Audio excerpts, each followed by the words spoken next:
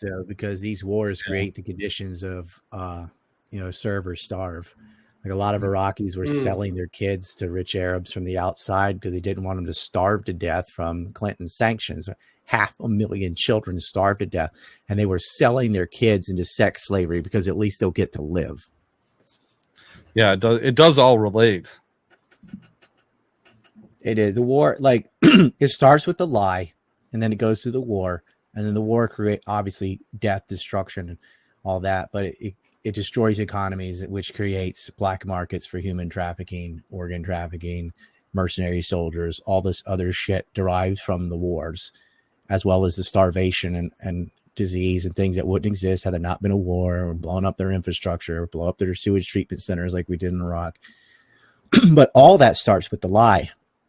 And the lie, whether it's about WMDs or babies on incubators or pre-crimes or gassing your own people, whatever the bullshit is reiterated by mass media. And our entire mass media is Zionist occupied. So of course they're going to lie and get us involved in wars with Israel's enemies in the Middle East. All that shit stops if you just tell the fucking truth. Like without their ability to deceive, the evil has no power for the murder and rape and the rest of it that comes after. You have to strike the root. The truth will set you free, right?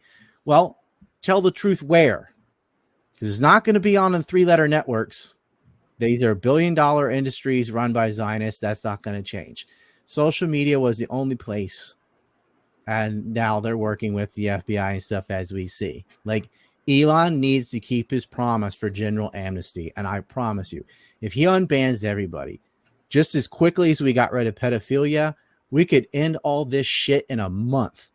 If the truth got out, for even a fucking day, if you had 5 minutes to tell the basic couch potato, Sally, soccer mom, Joe Sixpack, what the fuck's going on in the world about Ukraine, about any of these conflicts, just sit down and go, they had a coup in Maidan and just walk through, right? If they would just do that once, we wouldn't have these fucking wars. No, we wouldn't have sanctions, starving kids. Show the pictures of the babies in Yemen with the ribs poking out in their little diapers and stuff, their bones just wasting away. That shit would end if people saw it. But it's out of sight, out of mind. They don't cover it. We could if we had free speech. I'd be doing that every day if I have a Twitter. I would find a new picture of babies starving in Yemen and going, this is going on in Yemen. Day whatever. Just keep that number bigger. Still being ignored. Still being ignored. Still being ignored. Well, that's why I'm not allowed on these things. Because I realize you have to show people. You can write about it all day. The problem with people, the disconnect with low IQ people lack imagination. Right. That's why they have no spatial intelligence. So a lot of this is because the way we're raised is TV and Netflix, whatever. They see everything and they're never exercising their imagination. They're not reading a book and imagining the whole thing in their head. It's just given to them from the screen, from their cell phone, from the TV, from whatever. Right. So the sad thing is when you're talking about starvation in Yemen, to use my example, you have to fucking show them kids with their eyes sunk in and the ribs poking out and desperate mothers and stuff. They have to see it.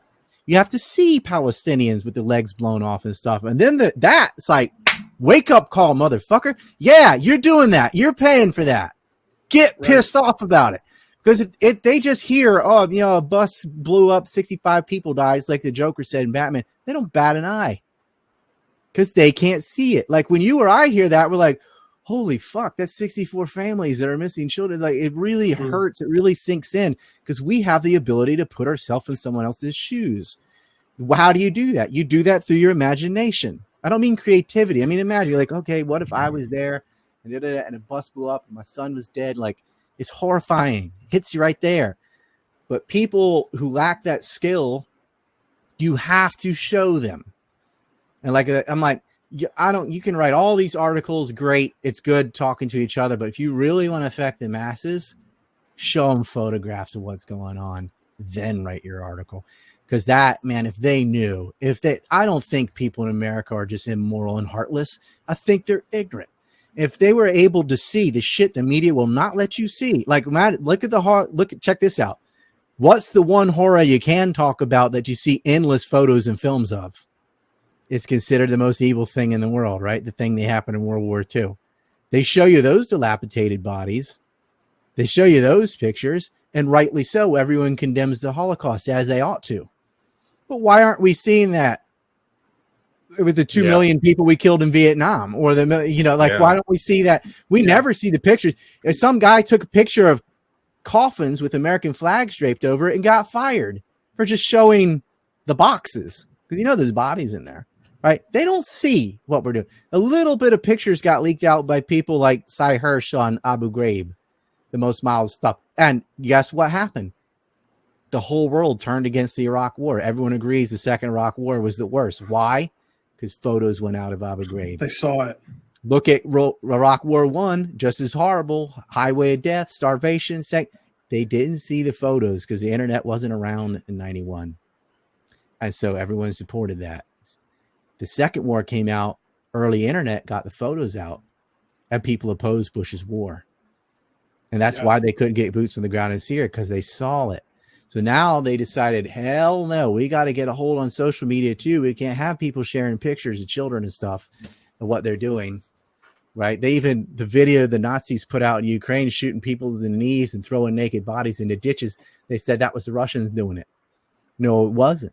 That was Ukrainian Nazis that we paid for from Azov and Right Sector and others. They're the ones that were doing that. That's why they went back to Bucha, because after Lehman, these people were so stupid. Their cell phone cameras came out. The Russians captured them, got the video footage. Like, look at what they did. Look at what they did. Did they play that on any of the networks? Fuck no. Did they allow it on Twitter? No. Like, there's no way to be on YouTube or Facebook, right? Twitter has to change. And I'm telling you now, man, if we get free speech, it is over for the neocons, for the pedophiles, for this evil, fucking corrupt, demonic cabal, whatever you want to call it. They have no power without deception. Perception. Deception. Yeah. Perception. Perception by deception. Yeah, right. Like, exactly. That's what they do. The father of lies, John 8, right? Like John 8:44, right? They can't tell the truth, for there is no truth in them. And it's always screaming and pain as they beat you. They always accuse others of what they're really doing themselves. You got to hear the Texas speech, because I went all in. I'm going to read it to maybe tomorrow. Amen. Yeah, it's fucking good. The audio recording was kind of shit, so I'm just going to read the same thing verbatim. But like, this is how low tech I am. I just, no, you hear me at home, Ryan. That's it, dude. We all feel that, man. And dude, you stop the lies, you stop it all, and it all starts with media. I'm like, give me my fucking wings, give me my Twitter back, and we'll fix this. Because if I'm back, means everybody else is back. And like that's why Reed's banned. That's why I'm banned. It's why you're probably going to get banned or whatever. Like, if the ones that are really a threat to the system are the first to go. And that, I mean, there are other people who are still a threat to the system that have gotten through the cracks or whatever. Like, that's all we have left, though.